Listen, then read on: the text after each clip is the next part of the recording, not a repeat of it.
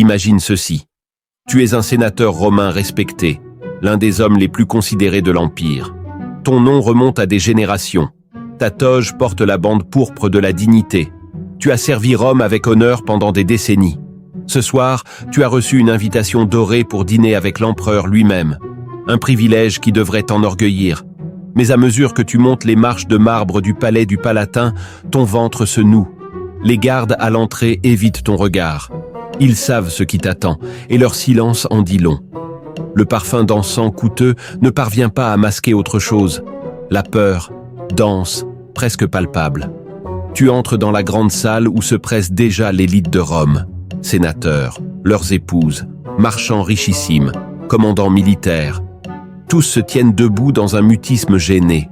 Puis tu l'entends, des pas qui résonnent dans le couloir, accompagnés d'un rire nerveux qui te glace le sang. L'empereur fait son entrée, vêtu de soie qui scintille comme de l'or liquide, le regard brillant d'une intensité dérangeante. Il scrute la pièce comme un prédateur jaugeant sa proie, puis frappe dans ses mains avec une joie théâtrale. Mes chers amis, ce soir, nous découvrirons qui, parmi vous, aime véritablement son empereur. Ce soir, nous verrons jusqu'où va la loyauté. Ce qui suit pulvérisera chaque frontière de la décence romaine, transformant les salles sacrées du pouvoir en scène pour les appétits les plus sombres du prince.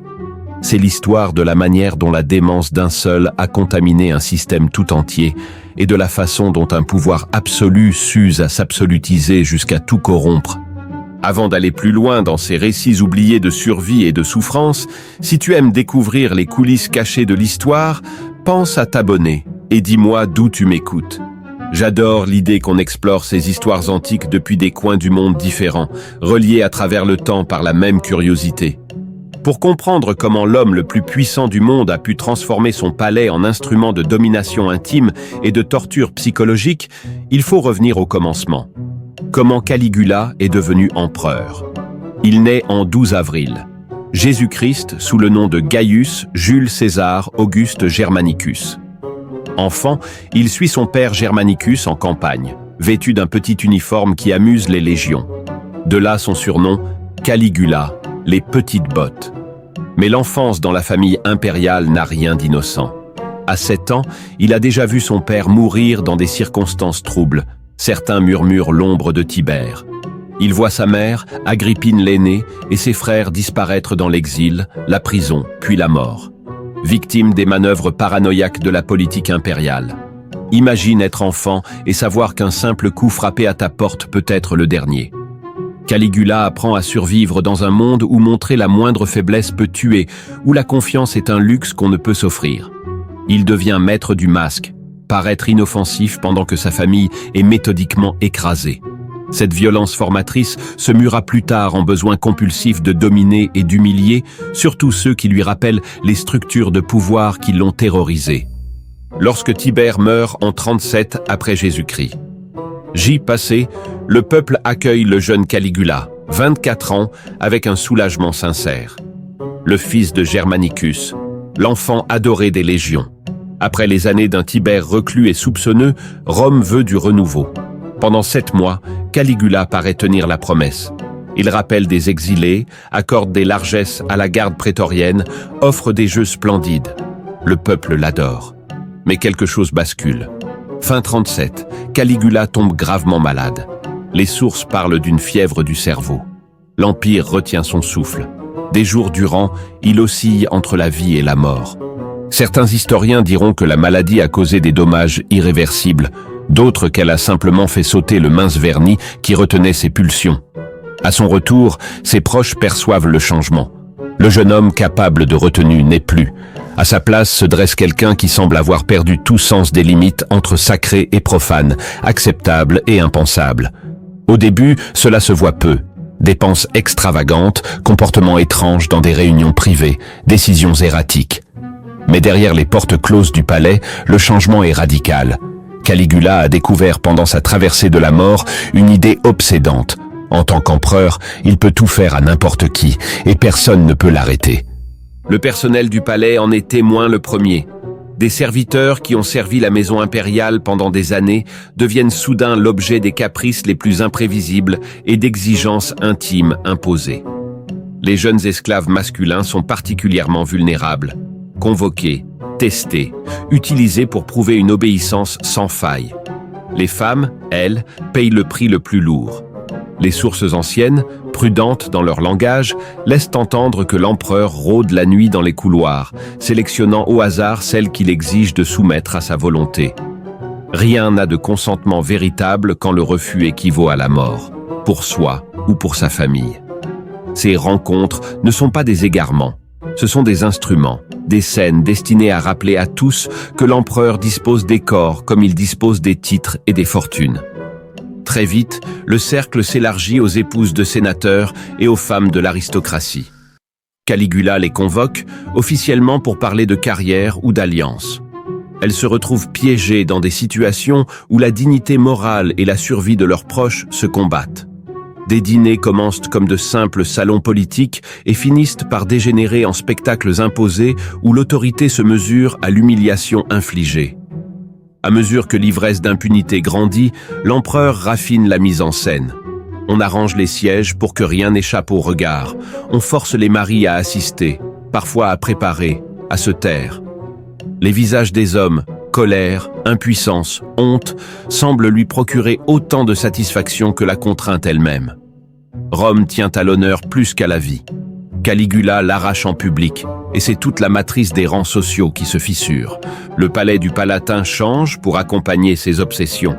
Certaines pièces sont réaménagées pour permettre de voir et de faire voir. Sièges surélevés, cercles de couches, circulation multiple permettant d'entrer, de surprendre, d'exposer. La chambre impériale elle-même n'est plus un lieu privé. On y a accès par plusieurs portes. Des zones d'observation permettent aux témoins d'assister. L'intime devient spectacle. Le prince établit dans l'enceinte même du palais quelque chose qui s'apparente à une maison close, peuplée non pas de professionnels mais d'épouses ou de filles de familles tombées en disgrâce, contraintes de servir non seulement l'empereur, mais aussi certains invités, parfois des dignitaires venus de loin. La mise en scène n'épargne aucune hiérarchie. Ce qui était sacré, le mariage, la filiation, la pudeur, se plie à la volonté du maître. Le plus terrifiant n'est pas seulement la violence infligée, mais l'usage que Caligula fait de la sexualité comme d'une arme pour détruire l'ordre social. Il comprend qu'en forçant les citoyens les plus respectés à participer à des scènes de dégradation, il brise plus sûrement les esprits qu'avec des supplices. Des séances du Sénat sont parasitées par des exigences qui mêlent la décision publique à l'humiliation intime. Des rites religieux hérités des ancêtres sont tordus pour inclure des gestes de soumission indignes, et le prince revendique une aura divine pour les justifier. Il ne s'agit pas d'un simple délire, c'est une stratégie de profanation. En contaminant la politique et le sacré, il démontre que rien n'est hors de portée de son désir. Ni l'autel, ni la loi, ni la vertu. À ce système s'ajoute une économie de la contrainte. Caligula repère les familles riches, les plus belles épouses et filles, et monnaie indirectement leur sécurité contre un accès régulier exigé par le palais. Les invitations ne laissent aucune marge. Ne pas se présenter, c'est perdre tout, y compris la vie. Certaines familles reçoivent des calendriers de service. La durée et la fréquence dépendent, dit-on, du statut et de la fortune. Ce n'est pas de la prostitution ordinaire, c'est une spoliation organisée de l'intégrité en échange de la survie, une fiscalité perverse où la dignité devient une monnaie. Celles qui tentent de résister, par la fuite, par la révolte, parfois par le suicide, voient la machine se retourner contre leurs proches. Les sanctions sont collectives pour décourager toute autre tentative. Le message est clair, on ne sauve pas son honneur en sacrifiant sa famille. Ainsi, la tyrannie enferme ses victimes dans un dilemme sans issue. Les hommes, quant à eux, sont souvent contraints de participer, livrer leur épouse, préparer leur fille, cautionner par leur présence la scène imposée. Cette complicité forcée détruit leur autorité symbolique. Le sénateur, qui a été obligé d'accompagner l'indignité, ne parle plus d'égal à égal dans la curie. Son regard trahit ce qu'on lui a fait endurer. Il y a aussi les enfants. Les sources antiques, prudemment, ne s'étendent pas. Elles laissent toutefois comprendre que des mineurs, garçons et filles, issus de hautes familles, ont été exposés à des scènes qu'aucun enfant ne devrait voir, parfois même entraînés dans des dispositifs de domination destinés à marquer à vie. La conséquence est tragique. Relations impossibles, confusion durable entre pouvoir et intimité, reproduction des schémas. Caligula semble comprendre que traumatiser la jeunesse de l'élite, c'est inscrire sa marque au-delà de son propre règne. Au fil des mois, la dérive se ritualise. L'empereur se déclare vivant parmi les dieux, exige que des actes symboliques d'allégeance passent par une dimension sexuelle présentée comme un culte impérial. Des cérémonies sont scénographiées avec protocole, comme si l'accès au corps du prince ou de ses représentants était une communion et la vision imposée aux autres une forme de dévotion. Ce cadre pseudo-religieux sert d'alibi aux demandes les plus extrêmes. En parallèle, le phénomène déborde du palatin. Des gouverneurs, des chefs militaires reproduisent à distance des cours de la peur. On comprend vite que la faveur impériale se gagne en imitant la capitale. Les populations vivent sous la menace permanente que leur foyer soit requis pour un caprice d'un représentant. L'abus devient outil de gouvernement, le territoire un réseau de relais où chacun tente d'impressionner le centre par sa créativité dans l'humiliation. Ver Firtio Apranta. Jour après jour, le système atteint un paroxysme. Les réunions s'étirent en spectacles interminables où des centaines de personnes sont forcées de jouer leur rôle. La cruauté se fait démonstration philosophique. Les valeurs romaines, pudeur, honneur, pietas, ne pèsent rien face à la volonté nue du prince. Caligula laisse entendre qu'il fera de ces pratiques une religion d'État, que tous les citoyens seront tenus d'y participer comme preuve de loyauté. Cette menace finit de convaincre ceux qui le protègent de passer à l'acte. Le 24 janvier 41 après Jésus-Christ. JC, dans les couloirs souterrains de son propre palais, des membres de la garde prétorienne l'assassinent. Les motifs sont politiques, bien sûr, mais aussi personnels. Certains ont vu leur famille broyée par le système et la colère demande son dû. Le nouvel empereur, Claude, hérite d'un chantier moral impossible. Que faire de l'après? Des pièces sont murées, d'autres réaménagées, des objets compromettants disparaissent. Non pour honorer la mémoire de Caligula, mais pour épargner les victimes et leurs proches d'une humiliation infinie. Le nettoyage touche aussi les archives, ce qui a servi de chantage et détruit, des listes brûlées, des décors démontés. Les auteurs antiques raconteront l'essentiel, mais avec des périphrases, des sous-entendus. La société romaine n'autorise pas les mots crus sur de telles choses et beaucoup de familles réclament le silence. Suétone, Dion Cassius, Philon ou d'autres laissent un témoignage précieux, mais pas neutre. Hostilité politique, goût du sensationnel, relectures après coup. Certains détails, aménagements précis, fiscalité du corps, diffusion systémique, restent débattus, faute de preuves archéologiques irréfutables. Ce que l'on sait sans ambiguïté, l'atmosphère de peur, la mise en scène de la domination sexuelle comme arme de pouvoir, la complicité forcée des élites, l'extension par relais et la chute brutale par la main même de ceux censés le garder. Les conséquences dépassent largement les 4 années du règne. La noblesse sort fracturée, des mariages irrémédiablement détruits, des lignées marquées. Les enfants exposés dans le palais deviennent des adultes mal armés pour des liens équilibrés. Certains reproduisent de la violence qu'ils ont connue. Le tissu social se dégrade et l'Empire se souvient, même si l'histoire officielle préfère parfois détourner les yeux. Surtout, Caligula laisse un modèle, pas toujours poussé à l'extrême, mais compris par d'autres. La sexualité comme technologie de domination, l'intimité comme levier pour faire plier, pour acheter le silence ou détruire une opposition. On n'a pas besoin d'égaler Caligula pour comprendre la puissance de cet outil. Aujourd'hui, les visiteurs déambulent sur le Palatin, admirent les ruines, les pavements, les pans de murs baignés de soleil. Peu imaginent la densité de silence qui s'y est déposée. Pourtant, pour qui sait regarder? Des fondations qui trahissent des salles conçues autant pour voir que pour faire. Des conduits où l'on effaçait les traces matérielles, des couloirs où l'on attendait, le souffle court, qu'un esclave vienne chercher votre nom. Les fantômes ne parlent pas, mais les pierres, elles, murmurent encore. L'épouse d'un sénateur qui s'est donné la mort plutôt que d'endurer une autre nuit de faveur. Un enfant qui a vu sa mère humiliée sans pouvoir rien faire. Une matrone contrainte de servir dans un quartier du palais comme on sert dans une taverne. Leurs histoires ont été gommées des tablettes, mais leur empreinte est là, dans la façon même dont la lumière glisse sur le marbre.